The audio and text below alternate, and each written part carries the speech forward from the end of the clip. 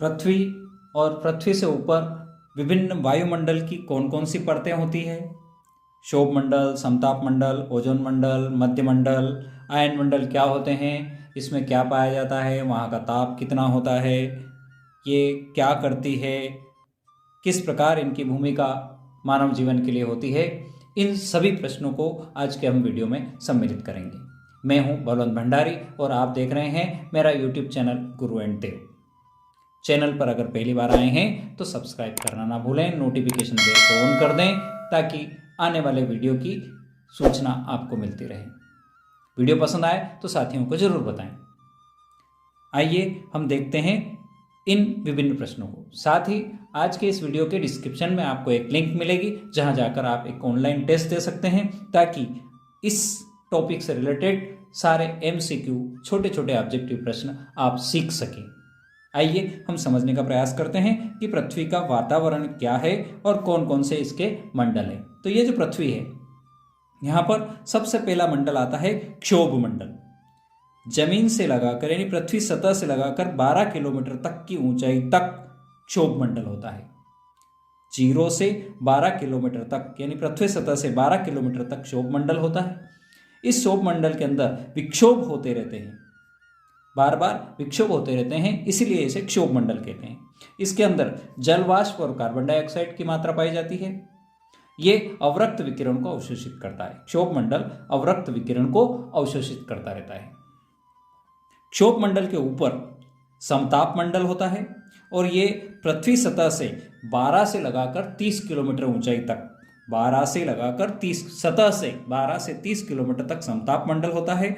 और इस समताप मंडल को, चूंकि ताप इसका एक समान होता है, इसीलिए इसको समताप मंडल कहते हैं। इसके अंदर धूल और जल वाष्प नहीं होते हैं। यहाँ पर धूल और जल वाष्प नहीं होते हैं और इसको स्ट्रेटोस्फेयर कहते हैं। इस समताप मंडल के ऊपर ओजोन मंडल पाया जाता है जिसकी ऊंचाई पृथ्वी सतह से 30 किलोमीटर से लगाकर 50 किलोमीटर तक होता है। पृथ्वी सतह से 30 से लगाकर 50 किलोमीटर की दूरी पर ओजोन मंडल होता है। इसके अंदर ओजोन पाई जाती है। यह एक सुरक्षा कवच पाया जाता है हमारे लिए, जो पराबैंगनी विकिरण, एक्स विकिरण को अवशोषित करता रहता है। हानिकारक विकिरण जो सूर्य से आते हैं उन विकिरण को यह ओजोन मंडल अवशोषित कर। इसके ऊपर होता है मध्य मंडल जिसकी ऊंचाई पृथ्वी सतह से 50 किलोमीटर से लगाकर 80 किलोमीटर तक की होती है। यह कहलाता है मध्य मंडल। इसके ऊपर आता है आयन मंडल। यहाँ पर आयनों की मात्रा पाई जाती है और इस आयन मंडल की जो ऊंचाई होती है पृथ्वी सतह से 80 किलोमीटर से लगाकर 300 किलोमीटर तक की ऊंचाई पर यह आयन मंडल पाया जाता है। इस आयन मंडल के अंदर भी D, E, F और F2 D, E, F और F2 नाम की परतें पाई जाती है। ये जो परत बीच की जो होती है इसको केनली हेविसाइड परत कहते हैं। केनली हेविसाइड परत कहते हैं, जो लगभग 100 किलोमीटर के आसपास होती है पृथ्वी सतह से। और ऊपर जो परत होती है एपल्टन परत उसको कहते हैं। आयन मंडल की ऊपरी परत कहलाती है एपल्टन परत कहलाती है। ये जो आयन मंडल होता है ये एक्स विकिरण, अल्ट्रावायलेट विकिरण को अवशोषित करता है। यहाँ पर वायु का आयनीकरण हो जाता है, इसीलिए इसको आयन मंडल कहते हैं। रेडियो तथा माइक्रो तरंगों का यह परावर्तन कर देता है। पृथ्वी से प्रेषित रेडियो तरंग पूर्ण आंतरिक परावर्तन E व F परत से होती है। E और F परत से ये पृथ्वी से भेजी जाने वाली रेडियो तरंगे पूर्ण आंतरिक परावर्तन हो जाती है। इस प्रश्न को हम पूर्ण डिटेल में अभी और समझने का प्रयास करेंगे। आइए अब देखते हैं इन परतों का टेम्परेचर कितना कितना होता है। पृथ्वी सतह से क्षोभ मंडल की हम बात कर रहे हैं। आइसो ट्रोपोस्फेयर सबसे पहले जो परत है क्षोभ मंडल, ट्रोपोस्फेयर इसको हम कहते हैं। और यहाँ पर ऊंचाई के साथ ताप घटता जाता है। जैसे जैसे ऊपर जाएंगे इसका ताप घटता जाता है और मध्य ताप लगभग हो जाता है -56 डिग्री सेंटीग्रेड तक।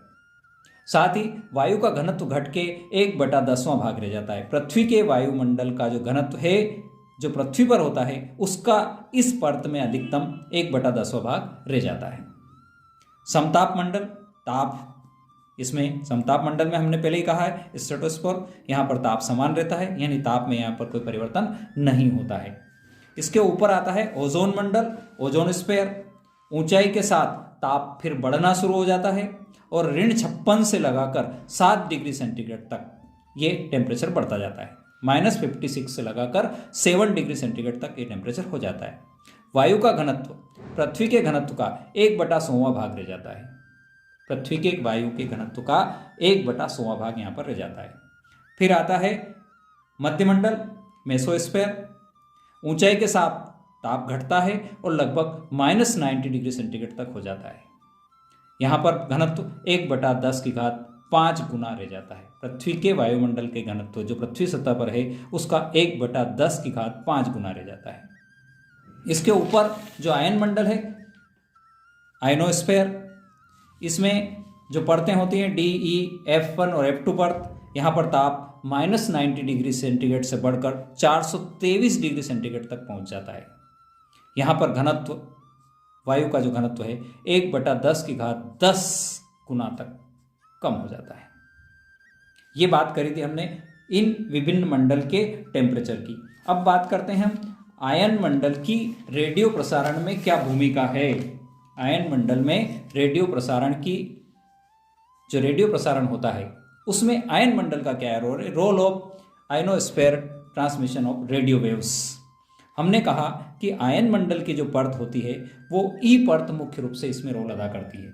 वैज्ञानिक केनली तथा हेविसाइड के अनुसार रेडियो तरंगों के प्रसारण में आयन मंडल बहुत महत्वपूर्ण भूमिका निभाता है। जब पृथ्वी तल से, ये जो हमारा पृथ्वी तल है अनायनित माध्यम है, यहाँ से जब हम किसी तरंग को, रेडियो तरंग को यहाँ से प्रेषित करते हैं तो ये जो रेडियो तरंग है इस अनायनित माध्यम से आयन मंडल के अंदर प्रवेश करती है।